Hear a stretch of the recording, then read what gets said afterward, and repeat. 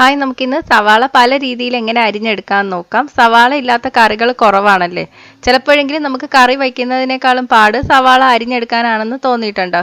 എങ്കിൽ എന്തായാലും ഈ വീഡിയോ കാണൂ. അതിനുശേഷം നിങ്ങൾക്ക് നല്ല പ്രൊഫഷണൽ ചെഫ്സൊക്കെ അരിയുന്ന രീതിയിൽ പെട്ടെന്ന് തന്നെ സവാള അരിഞ്ഞെടുക്കാൻ പറ്റും.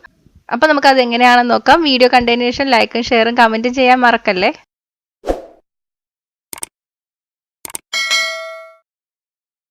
അപ്പോൾ അരിയാൻ വേണ്ടിയിട്ട് കുറച്ച് സവാള എടുത്ത് വെച്ചിട്ടുണ്ട്. ഇനി നമുക്ക് കട്ടിംഗ് ബോർഡ് വേണം. അപ്പോൾ കട്ടിംഗ് ബോർഡ് നമ്മൾ അരിയുമ്പോൾ നീങ്ങി പോകാതിരിക്കാൻ വേണ്ടിയിട്ട് ഒരു തുണി ഇട്ടതിന് ശേഷം അതിൻ്റെ മുകളിൽ വയ്ക്കുക. അല്ലെങ്കിൽ നമ്മളൊരു പേപ്പർ കുറച്ച് വെള്ളം നനച്ചിട്ട് അടിയിലിട്ട് കൊടുക്കുക. എന്നിട്ട് അതിൻ്റെ മുകളിൽ കട്ടിംഗ് ബോർഡ് വയ്ക്കാം. ഇനി ഞാൻ ആദ്യം അരിഞ്ഞെടുക്കുന്ന കുറച്ച് രീതിക്ക് നമ്മൾ സവാള നീളത്തിലാണ് കട്ട് ചെയ്തെടുക്കേണ്ടത്. ഇത് നീളത്തിൽ ഇതുപോലെ മുറിച്ചെടുക്കുക.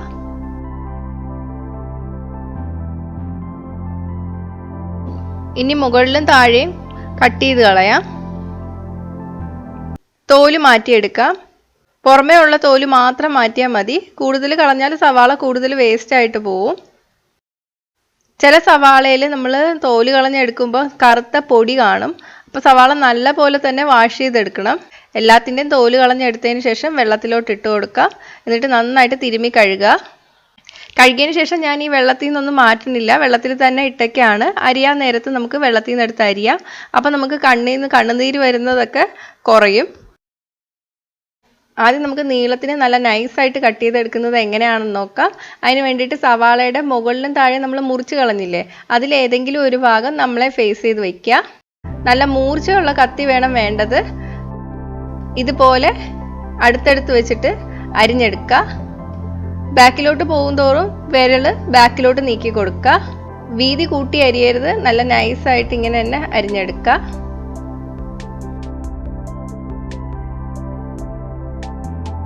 ഇത് നമുക്ക് ബിരിയാണിയിലൊക്കെ വറുത്തിടാൻ വേണ്ടിയിട്ട് അല്ലെങ്കിൽ ചിക്കൻ കറിയിലൊക്കെ പെട്ടെന്ന് വഴന്ന് കിട്ടാൻ വേണ്ടിയിട്ട് ഇങ്ങനെ അരിഞ്ഞെടുക്കാം.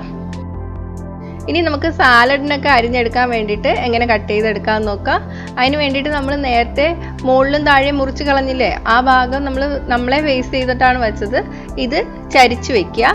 ചരിച്ച് വെച്ചതിന് ശേഷം നേരത്തെ പോലെ തന്നെ കട്ട് ചെയ്യുക. കട്ട് ചെയ്യുമ്പോൾ നമുക്ക് എത്ര വീതിയാണോ വേണ്ടത് അതിനനുസരിച്ചിട്ട് കട്ട് ചെയ്യുക. ബാക്കിലോട്ട് എത്തും തോറും വിരൽ ബാക്കിലോട്ട് നീക്കി കൊടുക്കുക. ഇനി ലാസ്റ്റത്തെ പാർട്ട് വരുമ്പോൾ ചരിച്ച് വെക്കുക. ചരിച്ച് വെച്ചതിന് ശേഷം കട്ട് ചെയ്ത് കൊടുക്കുക. ഇത് നമ്മൾ നേരത്തെ കട്ട് ചെയ്തേക്കാളും കുറച്ചും കൂടെ കട്ടി വേണ്ടപ്പോഴാണ് ഇങ്ങനെ കട്ട് ചെയ്യുന്നത്. ഇത് നമുക്ക് സാലഡിനും തന്തൂരി ചിക്കനൊക്കെ ഉണ്ടാക്കുമ്പോൾ അതിലിടാം. ഇനി നമുക്ക് ചോപ്പ് ചെയ്തെടുക്കുന്നത് എങ്ങനെയാണെന്ന് നോക്കാം. ഇതായിരിക്കും ഏറ്റവും കൂടുതൽ പാട്. അതിന് വേണ്ടിയിട്ട് നേരത്തെ പോലെ തന്നെ ഉള്ളി വയ്ക്കുക. എന്നിട്ട് ഈ സൈഡിൽ നിന്ന് 3 or 4 ആയിട്ട് കട്ട് ചെയ്യുക. കട്ട് ചെയ്യുമ്പോൾ അങ്ങ് അറ്റം വരെ കട്ട് ചെയ്യരുത്. 1 ഇഞ്ച് വിട്ടിട്ട് വേണം കട്ട് ചെയ്തെടുക്കാൻ. അപ്പം ഇതുപോലെ കട്ട് ചെയ്തതിന് ശേഷം ഇനി മോളിൽ നിന്ന് താഴോട്ട് കട്ട് ചെയ്യാം. അപ്പോഴും നമ്മൾ നേരത്തെ വിട്ട ആ 1 ഇഞ്ച് വിട്ടിട്ട് വേണം കട്ട് ചെയ്തെടുക്കാൻ വേണ്ടിയിട്ട്. അപ്പം ഇങ്ങനെ കട്ട് ചെയ്തതിന് ശേഷം ബാക്കി ഇതുപോലെ അരിഞ്ഞെടുക്കുക. ചേർത്ത് അരിഞ്ഞെടുത്താൽ നല്ല തിന്നായിട്ട് തന്നെ നമുക്ക് ചോപ്പ് ചെയ്തെടുക്കാൻ പറ്റും. ഈ ബാക്കി വരുന്ന ഭാഗം വീണ്ടും ഇങ്ങനെ മുറിക്കാം. എന്നിട്ട് തിരിച്ചു വെച്ചിട്ട് പിന്നെ മുറിച്ചെടുക്കാം.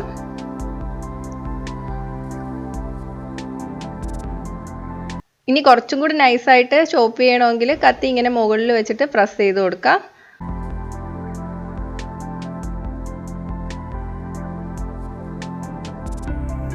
ഇനി നമുക്ക് ചതുര കഷ്ണങ്ങളായിട്ട് എങ്ങനെ മുറിക്കാമെന്ന് നോക്കാം. ഈ ചതുര കഷ്ണങ്ങൾ തന്നെ നമുക്ക് 3 ആയിട്ട് മുറിക്കാം. നല്ല ചെറുതായിട്ട് മുറിക്കാം, കുറച്ചും കൂടെ വലുപ്പത്തിൽ മുറിക്കാം, അല്ലെങ്കിൽ മീഡിയം സൈസിലും മുറിക്കാം. അതിന് നേരത്തെ പോലെ നമ്മൾ 3 ആയിട്ട് കട്ട് ചെയ്യുക. 3 ആയിട്ട് കട്ട് ചെയ്യുമ്പോൾ നേരത്തെ പോലെ 1 ഇഞ്ച് വിട്ടിട്ടൊന്നും കട്ട് ചെയ്യണ്ട. മൊത്തം കട്ട് ചെയ്തെടുക്കുക. മുകളിൽ നിന്ന് 2 പ്രാവശ്യം കട്ട് ചെയ്യുക. എന്നിട്ട് തിരിച്ചു വെച്ചിട്ട് പിന്നെ മുകളിൽ നിന്ന് 2 പ്രാവശ്യം കട്ട് ചെയ്യുക.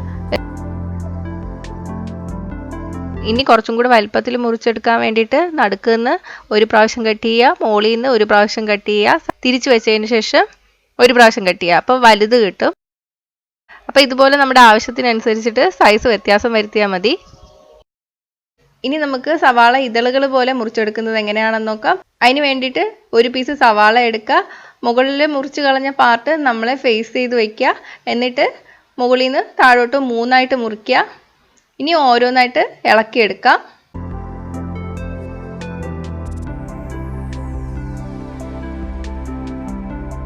ഇനി നമുക്ക് ഗാർണിഷ് ചെയ്യാൻ വേണ്ടിയിട്ടൊക്കെ സവാള റൗണ്ടായിട്ട് കട്ട് ചെയ്തെടുക്കുന്നത് എങ്ങനെയാണെന്ന് നോക്കാം.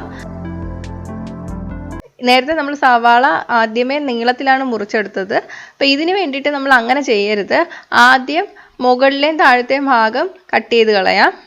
തോലിളക്കി കളയുക. നന്നായിട്ട് കഴുകിയെടുക്കാം. ഇനി സവാള ഇങ്ങനെ മുറുകെ പിടിച്ചതിന് ശേഷം എത്ര വീതിയിലാണോ വേണ്ടത് അത്രയും വീതിയിൽ കട്ട് ചെയ്തെടുക്കുക. കട്ട് ചെയ്യുമ്പോൾ ചരിച്ച് കട്ട് ചെയ്യാതിരിക്കുക. നേരെ തന്നെ കത്തി പിടിച്ചിട്ട് കട്ട് ചെയ്തെടുക്കണം. ഇനി ഇത് ഇളക്കിയെടുത്താൽ നമുക്ക് ഗാർണിഷ് ചെയ്യാനൊക്കെ വേണ്ടിയിട്ടുള്ള സവാള റെഡിയായി. അല്ലാതെ നമുക്ക് ഇളക്കിയെടുക്കാതെയും യൂസ് ചെയ്യാം. അപ്പോൾ സവാള അരിഞ്ഞെടുക്കാൻ എളുപ്പമല്ലേ? അപ്പോൾ ഈ വീഡിയോ ഇഷ്ടപ്പെട്ടെങ്കിൽ ലൈക്കും ഷെയറും കമൻറ്റും ചെയ്യുക. നിങ്ങളുടെ ഫ്രണ്ട്സിനും റിലേറ്റീവ്സിനൊക്കെ ലിങ്ക് ഷെയർ ചെയ്ത് കൊടുക്കുക. വീഡിയോ ഇഷ്ടപ്പെട്ടില്ലെങ്കിൽ ഡിസ്ലൈക്ക് ചെയ്യുക. ഈ ചാനൽ ഇതുവരെ സബ്സ്ക്രൈബ് ചെയ്തിട്ടില്ലെങ്കിൽ സബ്സ്ക്രൈബ് ചെയ്യാൻ മറക്കണ്ട. അടുത്തുള്ള ആ ബെൽ ബട്ടൺ കൂടി ക്ലിക്ക് ചെയ്തതിന് ശേഷം അതിൽ വരുന്ന ഓൾ നോട്ടിഫിക്കേഷൻ ക്ലിക്ക് ചെയ്യുക. അപ്പോൾ ഞാൻ അപ്ലോഡ് ചെയ്യുന്ന എല്ലാ റെസിപ്പീസിൻ്റെ നോട്ടിഫിക്കേഷൻ ഉടനെ ലഭിക്കും. അടുത്ത നല്ലൊരു റെസിപ്പി ആയിട്ട് കാണാം. ബൈ.